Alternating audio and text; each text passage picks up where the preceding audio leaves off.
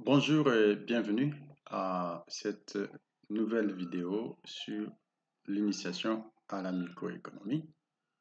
J'espère que vous avez bien maîtrisé les 10 principes de l'économie que nous avons exposés dans la vidéo précédente, notamment que les individus font face à l'arbitrage, le premier principe. Le deuxième principe, les coûts d'une chose est égal à ce que vous abandonnez pour l'avoir. Aussi que, troisième principe, les individus rationnels raisonnent à la marge. Et quatrième principe, les individus répondent aux motivations. Et nous avons également énoncé le cinquième principe qui dit que l'échange profite à tout le monde, à toutes les nations. Sixième principe, nous avons énoncé que les marchés constituent un bon moyen pour organiser les activités économiques. Septième principe, les gouvernements peuvent intervenir pour améliorer les résultats du marché. Et huitième principe, les niveaux de vie d'un pays dépendent de sa capacité à produire des biens et des services. Neuvième principe, les prix augmentent lorsque les gouvernements impriment trop de monnaie. Enfin, le dixième principe, que la société fait l'arbitrage à court terme entre l'inflation et le chômage. Aujourd'hui, nous allons parler du deuxième chapitre intitulé de la manière suivante. Raisonner comme un économiste. Comment est-ce que l'économiste raisonne? Et dans ce chapitre, nous allons apprendre ce qui suit. D'abord, la méthode scientifique utilisée par l'économiste, les rôles des hypothèses et des modèles dans l'analyse économique du monde. Et on va voir deux modèles simples, à savoir le diagramme circulaire et la frontière des possibilités de production. Et puis nous allons également faire la différence entre les deux branches de l'économie, de la science économique, à savoir la microéconomie et la macroéconomie. Nous parlerons également du rôle des économistes dans la formulation des politiques et nous interrogerons la question suivante. Pourquoi est-ce que les économistes ne s'accordent pas les uns avec les autres? D'abord, les considérations générales. Chaque science, comme vous le savez, que ce soit la biologie, la physique ou les mathématiques, donc chaque science a son langage. Ainsi, l'économie a aussi son langage en tant qu'une science. Mais rappelez-vous, vous ne pouvez pas devenir un mathématicien en une seule nuit ou un physicien en une seule nuit.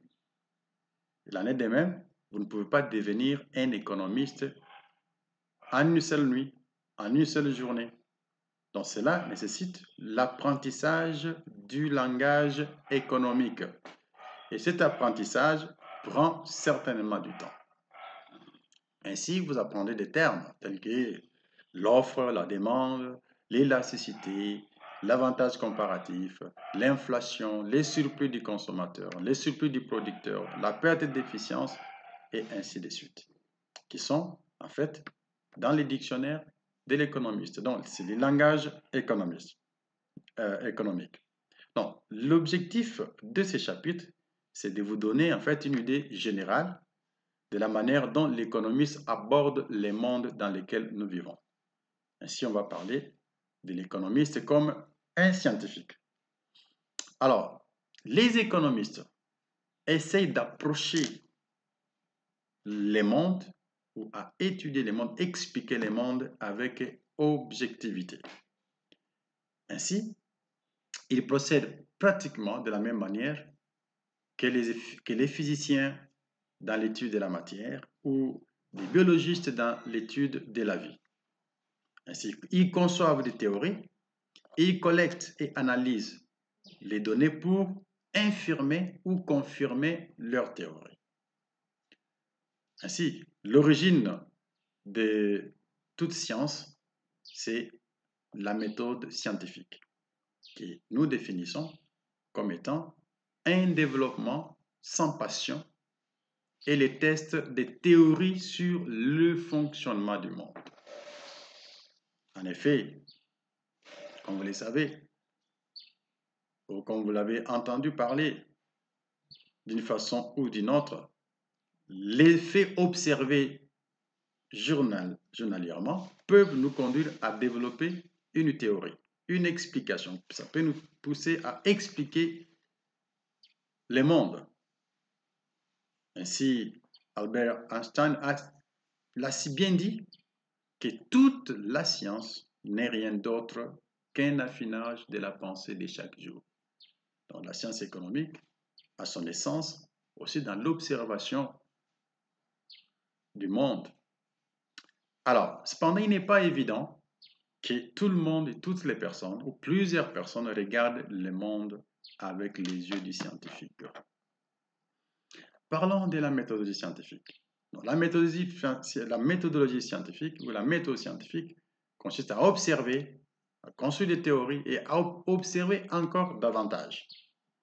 Donc, l'observation conduit ou peut conduire l'économiste à développer une théorie, c'est-à-dire une formalisation du comportement de l'économie ou une formalisation du comportement des agents économiques. Par exemple, quand nous disons que l'impression de trop de monnaie par les gouvernements entraîne une augmentation généralisée des prix. C'est une théorie, c'est une hypothèse. Pour tester cette théorie-là, l'économiste doit collecter les données sur la masse monétaire et l'inflation et ensuite analyser ces données-là. Et au bout de son analyse, s'il existe un lien entre la quantité de monnaie en circulation et l'accroissement des prix, alors cette théorie serait confirmée. Mais dans le cas contraire, cela jetterait des doutes sur la théorie. Cependant, la tâche de l'économiste présente un défi, car en économie, il n'existe pas l'expérimentation comme cela se ferait en physique ou en biologie. Ainsi, parlons de la physique. Pour tester la théorie de gravité, le physicien peut lâcher plusieurs objets plusieurs fois dans son laboratoire, expliquer ce phénomène. Mais cependant, l'économiste ne peut pas, par exemple, manipuler la politique monétaire d'une nation pour obtenir les données utiles à son analyse. Donc, vous voyez, les genres de données à utiliser sont tout à fait différents. Ainsi, comme l'astronome et le biologiste évolutionniste, l'économiste ne peut que se contenter des données qui lui sont fournies par les mondes. Et ce genre de données ne sont pas des données expérimentales. On les appelle les données observationnelles. Ainsi, pour substituer les expériences de laboratoire, les économistes prêtent une attention particulière aux expériences naturelles offertes par l'histoire. C'est-à-dire, l'économiste s'intéresse aux données passées pour pouvoir faire ses analyses. C'est ainsi que si on veut étudier la relation entre la masse monétaire et l'inflation, l'économiste va se référer aux données historiques sur la masse monétaire et sur l'inflation afin d'essayer d'expliquer la relation qui existe entre les deux phénomènes ou les deux variables. Alors, ces expériences-là nous permettent de mieux comprendre les comportements de l'économie dans le passé et d'illustrer et évaluer les théories économiques dans le présent et projeter les comportements futurs de l'économie. Donc, cela nous permet ainsi d'expliquer les phénomènes ou l'économie de cette manière. Et dans cette explication, les hypothèses jouent un rôle très important. Ainsi, ces hypothèses sont utilisées par l'économiste, comme dans toutes les autres sciences, pour simplifier et faciliter la compréhension du monde que nous étudions et que nous essayons d'expliquer. Par exemple, pour étudier la demande d'un bien par les consommateurs, l'économiste fait l'hypothèse que la quantité demandée d'un bien dépend de son prix. Et c'est de là que vient la loi de la demande, qui dit tout simplement que toute chose restant égale par ailleurs, c'est le ceteris paribus, toute chose restant égale par ailleurs, la quantité demandée d'un bien diminue lorsque son prix augmente. C'est la loi de la demande. Un autre exemple concerne la demande de la monnaie par des agents économiques pour les transactions. L'économie se fait l'hypothèse que cette demande de monnaie dépend du niveau de production dans une économie. Alors c'est pourquoi l'un des principes de l'économie a dit si les gouvernements impriment trop de monnaie et que en fait les transactions de l'économie ne sont pas en mesure d'éponger la masse monétaire additionnelle, les prix vont augmenter dans l'économie. Alors, ces hypothèses permettent d'analyser les aspects essentiels du phénomène qui sont étudiés. Par exemple, la consommation d'un bien ou la demande de la monnaie. Alors, une fois tous ces aspects-là élucidés, nous pouvons alors considérer d'autres facteurs qui expliquent la demande. Car les phénomènes économiques sont des phénomènes qui sont complexes. Donc, on peut dire, c'est de là que vient l'idée d'une simplification, en fait, de l'explication des phénomènes que nous étudions. Alors, on peut considérer d'autres phénomènes, d'autres déterminants de la demande, par exemple. Nous savons que la demande d'un bien par les consommateurs, bien sûr, elle dépend de son prix, mais elle dépend aussi du revenu du consommateur, des prix des biens complémentaires et des biens substituables. Nous verrons toutes ces distinctions après, dans la suite du cours. Et dépend aussi des goûts, voire de la nature, de la culture des consommateurs. Il en est de même pour la demande de liquidité. La demande des monnaies par les agents économiques, bien sûr, elle dépend du volume des transactions, mais aussi du taux d'intérêt, ainsi que d'autres déterminants, d'autres facteurs. Alors, ça nous amène tout droit à parler des modèles économiques, parce que dans ce que je disais tout à l'heure, filtre l'idée des modèles économiques. Un modèle économique, ou en général un modèle, est défini comme une représentation simplifiée d'une réalité. Donc quand on vous dit la demande d'un bien dépend de son prix, c'est une représentation simplifiée et même peut-être à outrance de la réalité ou du phénomène de la demande. Pour ceux qui ont fait les cours de biologie, par exemple, on peut utiliser une illustration pour montrer l'idée des modèles. Votre enseignante de biologie, par exemple, a utilisé des représentations plastiques de l'être humain pour expliquer les fonctionnements du corps humain. L'importance de ces modèles-là, les modèles en plastique, c'est de montrer comment toutes les parties du corps fonctionnent ensemble. Alors, ces modèles-là contiennent des parties majeures du corps humain. Donc, vous avez le corps en plastique, mais ça contient les parties majeures du corps.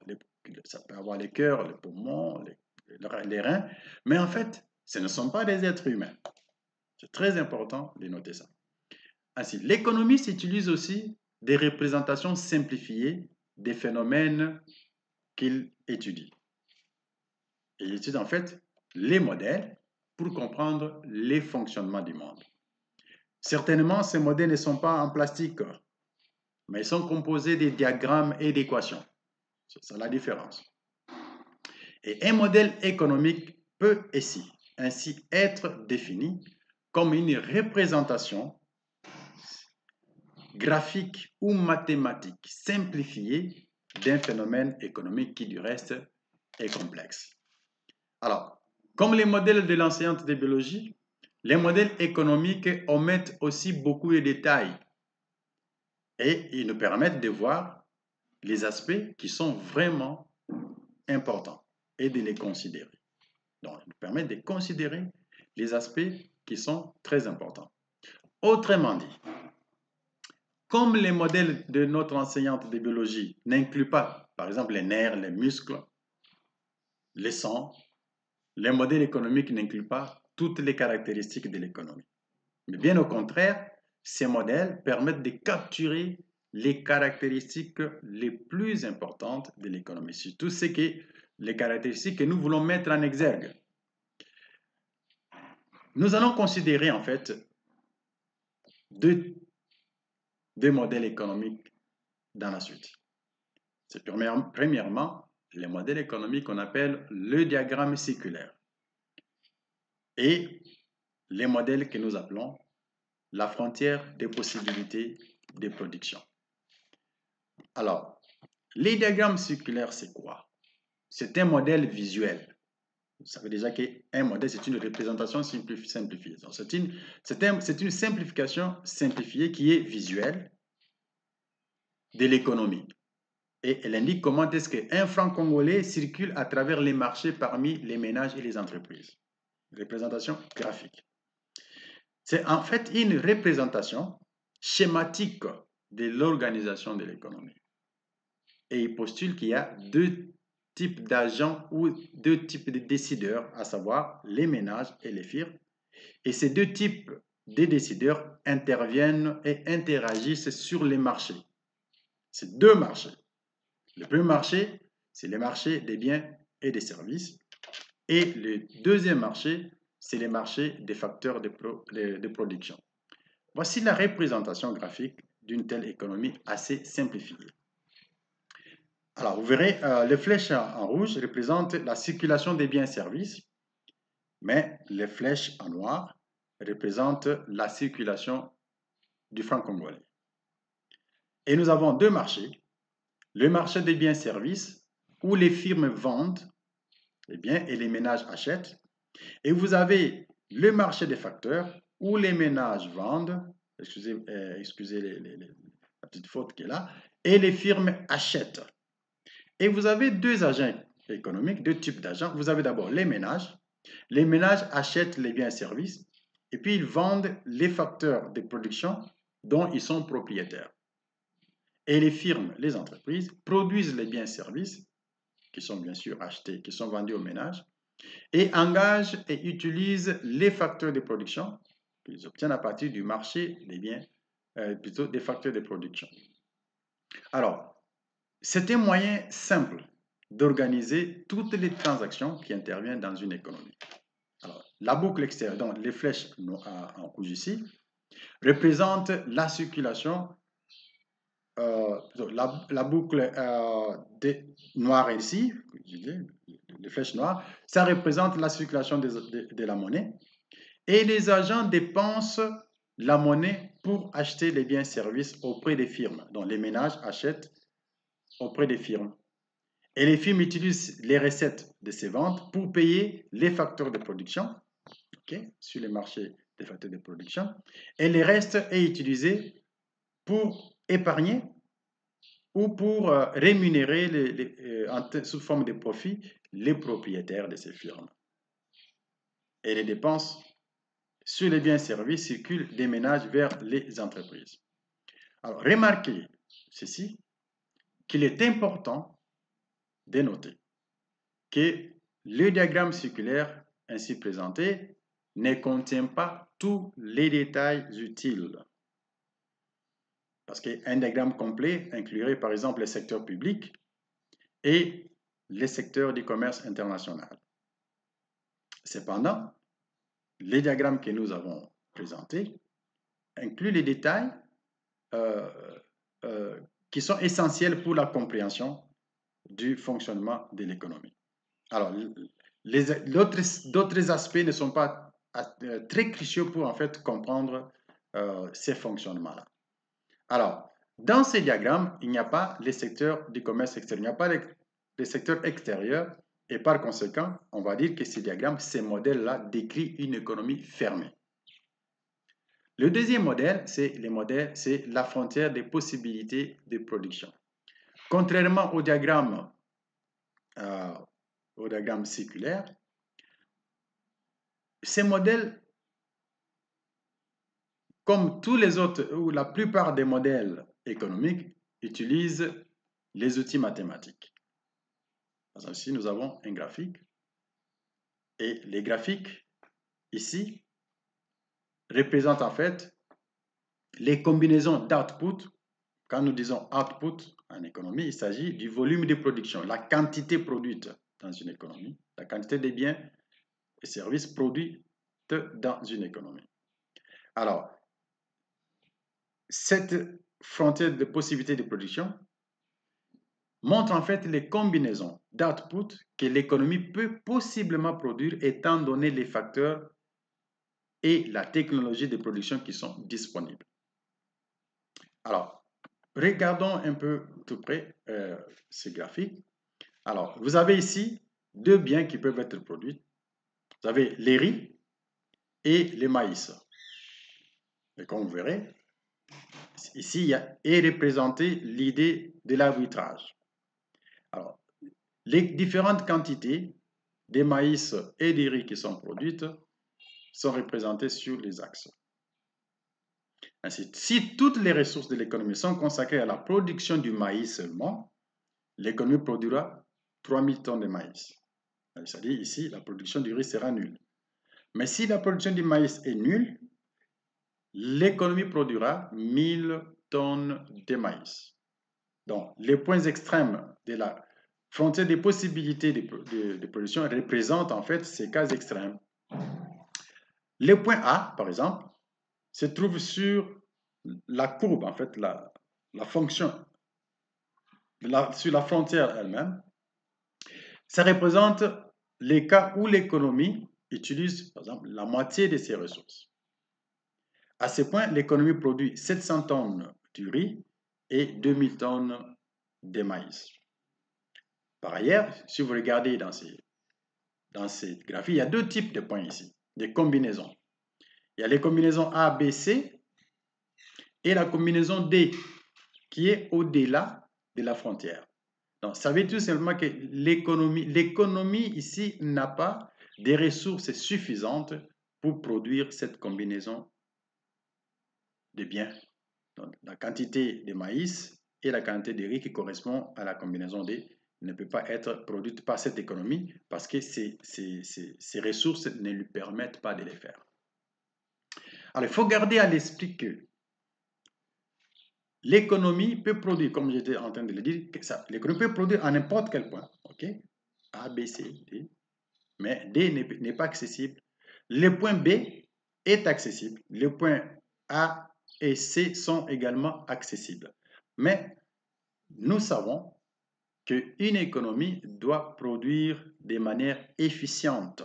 Rappelez-vous, nous avons fait la différence entre l'efficience et l'efficacité. L'économie peut tirer les meilleures de ses ressources en produisant à quel point dans ce cas ici. Au point B, ça serait du gaspillage.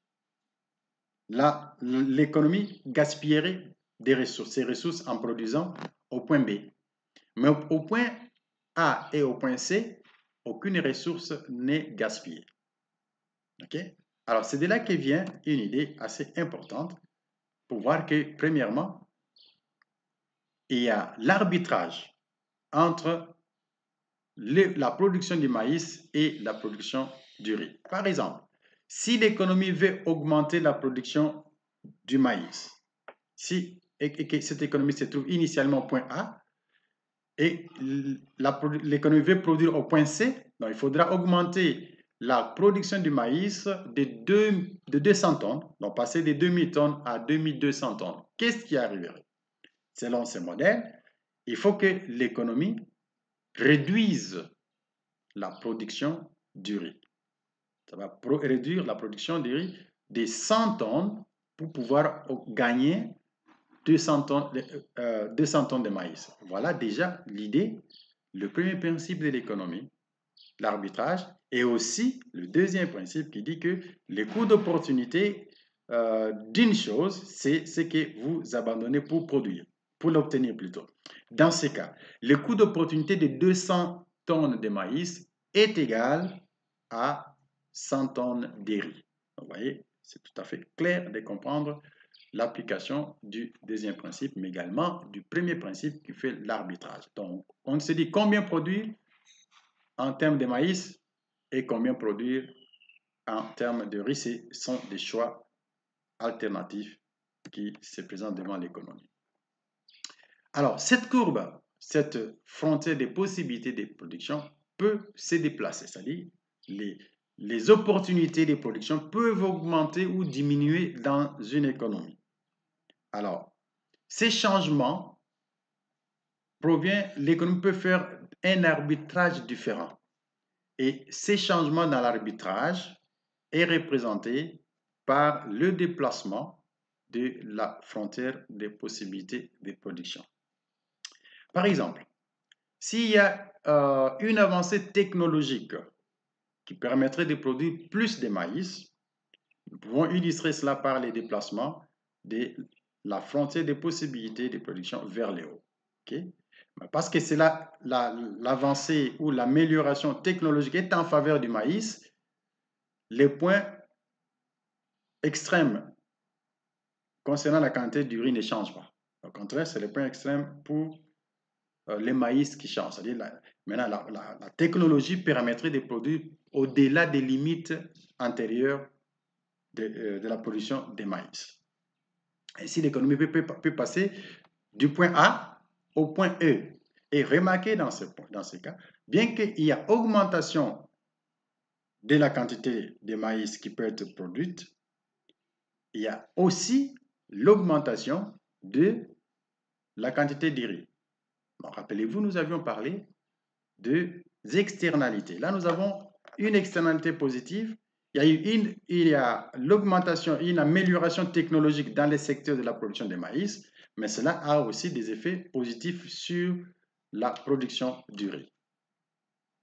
Alors, voilà, on peut augmenter, donc ce que j'étais en train de dire, vous pouvez augmenter, l'économie peut augmenter, produire au point E. Donc, voilà les deux modèles que nous avons présentés brièvement, donc les modèles des diagrammes circulaires et la frontière des possibilités de production, qui sont des représentations simplifiées du fonctionnement de l'économie. Parlons maintenant des deux disciplines de la science économique, à savoir la microéconomie et la macroéconomie. Donc, les sciences économiques ou la science économique est traditionnellement, on appelle souvent l'économique. L'économique est traditionnellement subdivisé en deux sous-disciplines, à savoir la microéconomie et la macroéconomie. Alors, qu'est-ce que c'est que la micro et qu'est-ce que c'est que la macroéconomie? Donc, la microéconomie, c'est l'étude de la manière dont les ménages et les firmes, ou en d'autres termes, les agences économiques décentralisées, prennent des décisions et interagissent sur les marchés.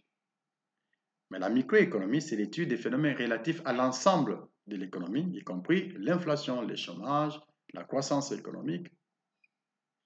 Et ces deux disciplines sont interreliées, interconnectées dans la mesure où les changements qui surviennent au niveau microéconomique sont reflétés à travers les processus d'agrégation au niveau macroéconomique, bien que les deux disciplines sont gardées distinctes.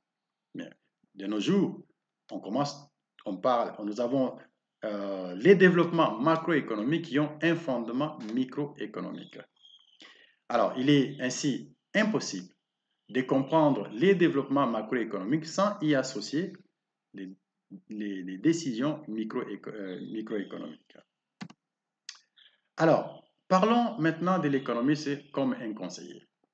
Donc, retenez que l'économiste peut jouer des rôles, c'est un scientifique, mais il peut également donner conseil, il peut prodiguer des conseils au gouvernement, aux organismes internationaux et nationaux.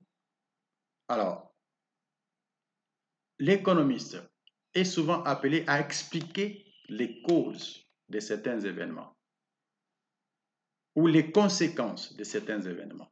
Aujourd'hui, les économistes parlent, par exemple, des conséquences macroéconomiques du coronavirus. Okay?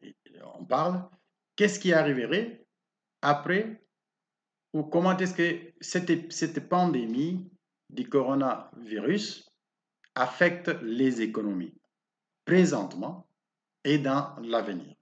Donc, l'économie s'est appelée à donner, à expliquer ou à projeter. Donc, ou à recommander des politiques visant à améliorer certains résultats économiques. Par exemple, on peut demander, l'économiste peut expliquer pourquoi est-ce qu'il y a le chômage de jeunes.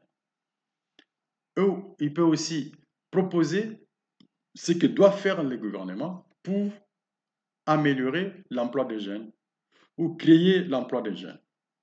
Alors, lorsque l'économiste essaie d'expliquer objectivement, je dis bien objectivement les mondes, alors il est un scientifique.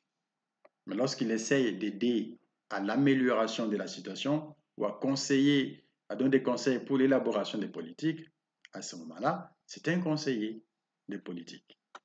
Alors, par conséquent, les économistes sont généralement d'accord en tant que scientifiques. C'est-à-dire quand ils font l'analyse positive. Mais souvent, ils sont en désaccord sur la manière d'améliorer les mondes. Et là, c'est l'analyse normative. Parlons effectivement de ça, la différence entre l'analyse positive et l'analyse normative. Alors, vous avez certainement suivi des économistes parler et se contredire, peut-être sur votre petit écran. Non, vous les avez entendus parler plusieurs fois, qui se contredisent. Alors, pourquoi cela alors qu'ils ont la même science? Donc, le langage de l'économiste dépend selon les rôles qu'il joue. Est-ce qu'il joue les rôles des scientifiques ou des conseillers? Et les économistes peuvent ainsi faire des affirmations positives ou normatives. Vous devez être en mesure de voir dans les débats des économistes quelles sont les affirmations positives et quelles sont les affirmations normatives. Une affirmation positive ou les affirmations positives, ce sont celles qui tendent à expliquer le monde tel qu'il est, de manière objective. Mais les affirmations normatives, ce sont celles qui tendent à prescrire comment le monde devrait être. Alors, les affirmations positives sont descriptives, alors que les affirmations normatives sont prescriptives. Alors, la contradiction entre deux économistes peut tout simplement provenir du fait que l'un fait des déclarations positives et l'autre fait des déclarations normatives. Par exemple, dans une discussion sur les salaires minimaux des agents de l'État, des fonctionnaires de l'État, on pourrait entendre les arguments suivants. Quelqu'un qui dit la loi sur les salaires minimums cause du chômage. C'est une affirmation positive. Mais quelqu'un donnerait la norme en disant les gouvernements devraient augmenter les salaires minimums. Vous voyez? Donc ça, sont des exemples des affirmations positives et normatives. Donc, la différence entre les deux types d'affirmations repose dans la manière dont nous jugeons leur validité. Donc, on peut infirmer ou affirmer une affirmation positive en examinant l'évidence. Donc, on peut prendre une affirmation positive, collecter les données et analyser les données pour infirmer ou confirmer cette affirmation-là. Par contre, l'évaluation des affirmations normatives implique aussi bien les jugements des valeurs qu'elle est faite. Donc, on n'avait pas qu'à utiliser les faits, mais aussi les jugements des valeurs. Alors, dans ces cas, on n'a pas uniquement besoin de la science, mais également des points de vue éthiques, religieux, et voire de la philosophie politique. Donc, désormais, lorsque vous entendrez un économiste faire une déclaration normative, sachez qu'il a traversé la ligne de démarcation entre un scientifique et un conseiller des politiques. Alors, les désaccords, bien sûr, entre les économistes. En tant que groupe, les économistes sont reprochés de donner des conseils contradictoires aux décideurs. Ça, on en a l'expérience. Et deux raisons expliquent ces constats. Premièrement, les économistes peuvent être en désaccord sur la validité des théories positives alternatives sur les fonctionnements du monde. Cela peut amener à deux économistes donner des points de vue différents. Ils peuvent également avoir des valeurs différentes. Et par conséquent, les points normatifs, les points de vue normatifs différents sur ce qu'ils essayent d'accomplir. Donc, les économistes, les contradictions peuvent être liées à ça. Mais cependant, il y a des contradictions majeures en économie, en sciences économiques, qui sont basées sur la façon de concevoir même ou d'expliquer les mondes, les fonctionnements du monde.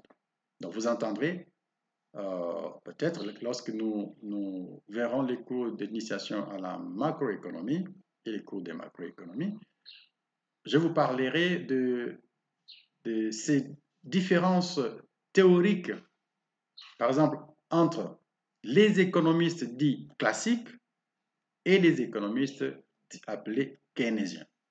Ce sont les différences fondamentales sur la perception même du fonctionnement de l'économie. Alors, voici quelques notions que vous devez revoir là, pour la révision. Pour bien maîtriser le premier et le deuxième chapitre, voilà, voici la liste de quelques concepts que vous devez maîtriser. La rareté, la science économique, l'efficience, l'équité, coût d'opportunité, les raisonnements à la marge, externalité puissance du marché, productivité, inflation, diagramme circulaire, frontières des possibilités de production, microéconomie et macroéconomie. Et posez-vous la question de savoir pourquoi est-ce que les économistes sont souvent en contradiction. Alors, je crois que vous allez vous donner à cette leçon, vous la revoir, mais n'oubliez pas d'abord d'auditionner la première séance, en fait, sur les 10 principes de l'économie. Et n'oubliez pas de vous abonner et de vous souscrire pour les alertes des nouvelles vidéos à venir. Merci beaucoup. Je vous retrouve à la prochaine séance. Bye bye.